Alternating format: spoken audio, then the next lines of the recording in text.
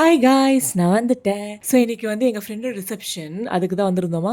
நாங்கள் வந்ததே லேட்டு. சரி, ஓகே, பாதி ஃபங்க்ஷன் முடிஞ்சிருக்குன்னு சொல்லிட்டு நினச்சா மாப்பிள்ளை பொண்ணே வரல அப்படின்ட்டாங்க. இவங்களோட என்கேஜ்மெண்ட்டில் வந்து பிரைட் என்ட்ரி சூப்பராக இருந்துச்சு. அவங்க செமையாக டான்ஸ் ஆடி என்ட்ரி கொடுத்தாங்க. சரி, ஓகே, இந்த வாட்டி அப்படி பண்ணுவாங்கன்னு சொல்லிட்டு நினச்சேன். ஆனால் அவங்க வந்து நார்மல் என்ட்ரி கொடுத்துட்டாங்க. ஸோ நாங்கள் ஃபங்க்ஷன்லாம் முடிச்சுட்டு அங்கேருந்து கிளம்பிட்டோம். ஆக்சுவலாக நம்ம வந்து ஊருக்கு போகிற மாதிரி இருந்தால் அதுக்கு முன்னாடி நம்மளுக்கு வந்து ஃபஸ்ட்டாக தானே போகும். அதே மாதிரி தான் எனக்கு ஆச்சு. நான் வந்து நாளைக்கு ஊருக்கு போக போகிறேன். ஸோ இன்னைக்கு வந்து என்ன பண்ணிட்டேன்னா, இருக்கிற எல்லா அழுக்கு துணியும் மெஷினில் போட்டு காய வச்சுட்டு வேலைக்கு போயிட்டேன். ஏன்னா அந்த துணிலாம் எனக்கு வந்து வேணும் ஊருக்கு போகும்போது எடுத்துகிட்டு போகிறதுக்காக. அன்னைக்கு ஈவினிங் ஒரு 4 மணிக்கு செம்ம மழை. 5 நிமிஷம் தான் பேஞ்சது. ஆனால் என் துணியெல்லாம் நனைச்சிட்டு போயிடுச்சு.